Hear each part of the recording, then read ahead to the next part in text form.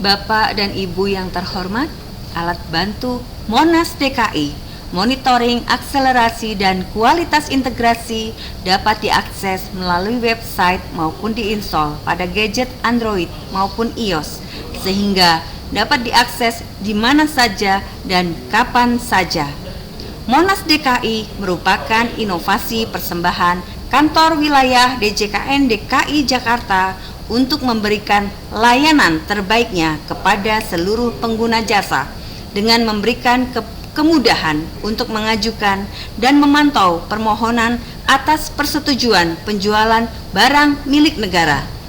Dengan mengakses alat bantu Monas DKI ini, layanan bidang PKN terkait penjualan BMN selain tanah dan bangunan telah terintegrasi dengan layanan bidang penilaian, sehingga dapat dipantau oleh pengguna jasa sejauh mana permohonannya telah ditindaklanjuti. Mari kita simak bersama tutorial penginputan oleh satuan kerja atas pengajuan permohonan penjualan barang milik negara selain tanah dan bangunan berupa selain kendaraan bermotor dengan jumlah objek 1 sampai dengan 50 unit ke dalam alat bantu Monas DKI sebagai berikut. Tutorial kali ini menggunakan alat bantu Monas DKI yang diakses melalui website. Kita lakukan klik link yang kami kirimkan baik melalui WA ataupun melalui email. Klik preview app in browser. Untuk di handphone Bapak dan Ibu, kita bisa klik install.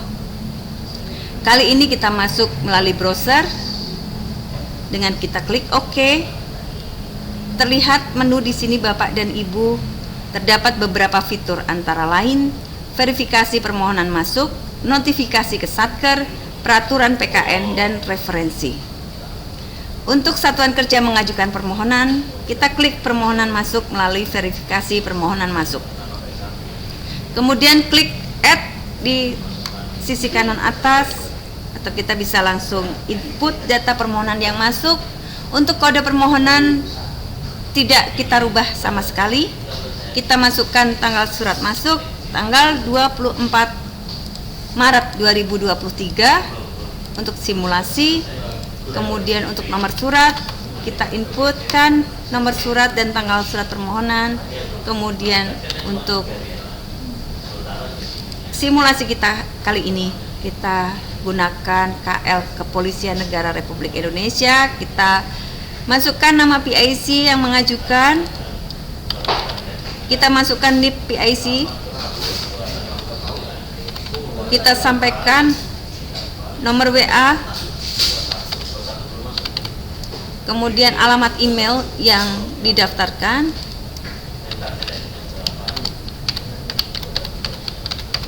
Kita input jenis pemindah tanganannya. Kita inputkan lagi subnya. Kemudian kita input kelengkapan dokumen yang ada untuk surat permohonan. Ada, daftar BMN ada, fotokopi KMK PSP ada, pembentukan tim internal tidak ada, berita acara penelitian ada, berita acara penilaian tidak ada, SPTJM tidak ada, surat pernyataan tanggung jawab ada, dokumen kepemilikan selain tanah dan atau bangunan tidak ada, dokumen perolehan selain tanah dan bangunan tidak ada, SPTJM tidak ada,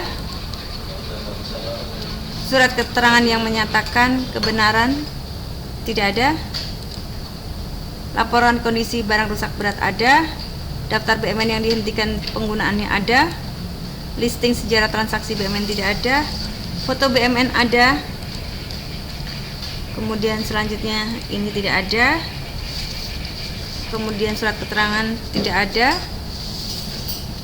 Kita upload surat permohonan.